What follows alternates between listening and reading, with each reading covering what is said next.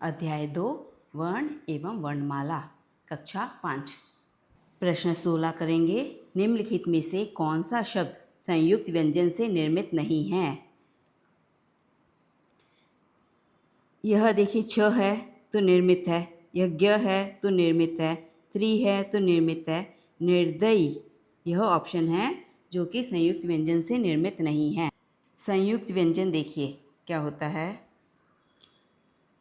दो विभिन्न व्यंजनों के मेल से बने संयुक्ताक्षरों के रूप में बदल जाते हैं संयुक्त व्यंजन।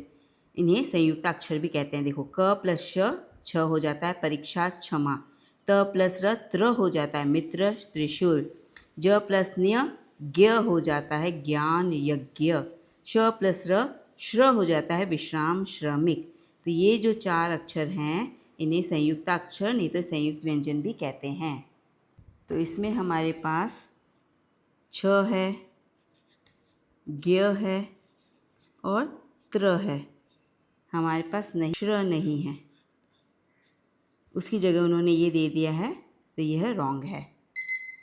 य र ल व डैश व्यंजन कहे जाते हैं। इन्हें अंतस्थ व्यंजन कहते हैं। देखो व्यंजन तीन प्रकार के होते हैं, स्पर्श व्यंजन, अंतस्थ व्यंजन और ऊष्म व्यंजन। स्पर्श व्यंजन में 25 होते हैं व्यंजन, ये पांचों हैं जो कि स्पर्श व्यंजन है। अंतस्थ व्यंजन में क्या होता है, देखो य र ल व, हाँ, और ऊष्म व्यंजन में क्या होता है, श श स ह। तो य र ल व क्या हो गया, अंतस्थ व्यंजन। भाषा की सबसे छोटी ध्वनि को क्या कहते हैं? भाषा की सबसे छोटी इकाई को क्या कहते हैं? इकाई और ध्वनि दोनों एक ही होता है, उन्हें वर्ण कहते हैं।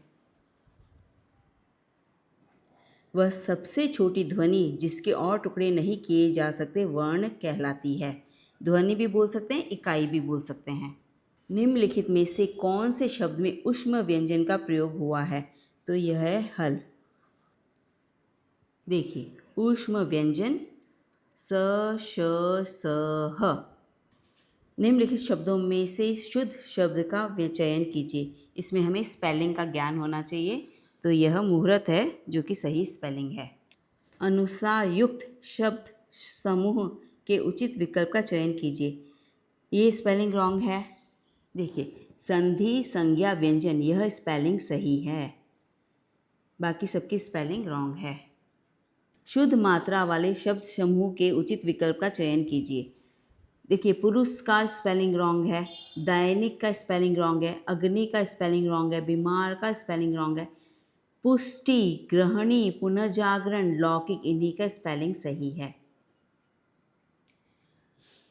ध्यानपूर्वक पढ़कर उचित विकल्प का चयन कीजिए। ह्रस्व स्वर 1 2 3 4 सही है।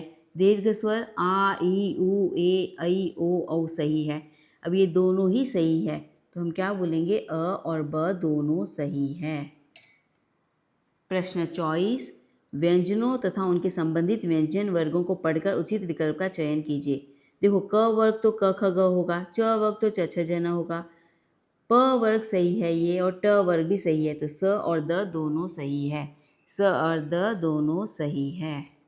देखिए क वर्ग में आता है क ख ग घ ण, च वर्ग में आता है च छ ज झ न। अभी प वर्ग बोला उन्होंने, प में प फ ब भ म फ करेक्ट है, और त वर्ग में त थ द ध न। ये वर्ग होते हैं 5 वर्ग, इसे कहते हैं स्पर्श व्यंजन।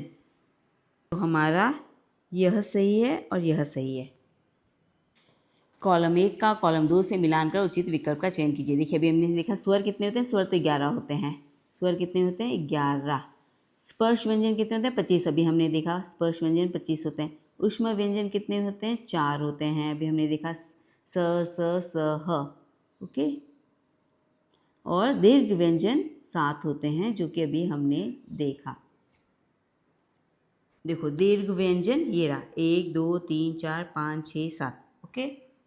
देखो ये रहे, यह क वर्ग च वर्ग ट त प वर्ग, ये है 25। स्पर्श व्यंजन कितने होते हैं, 25 होते हैं। और ऊष्म व्यंजन कितने होते हैं, 4 होते हैं। देख रहे हो 4, तो 1 2 3 4, हाँ यही पूछा है। और स्वर तो 11 होते ही हैं। सही ऑप्शन देखेंगे। देखिए अ का दो कहाँ दिया हुआ है इसमें, देखो अ का दो ये भी है, अ का दो ये भी है, तो हम देखेंगे ब का एक, ब का एक, ये वाला ऑप्शन सही है। देखो अ का दो, ब का एक, स का चार और द का तीन। बच्चों पेज को सब्सक्राइब कर लीजिए। हमारा अध्याय 2 हो गया है। कल हम अध्याय 3 करेंगे, शब्द एवं वाक्य। नमस्ते।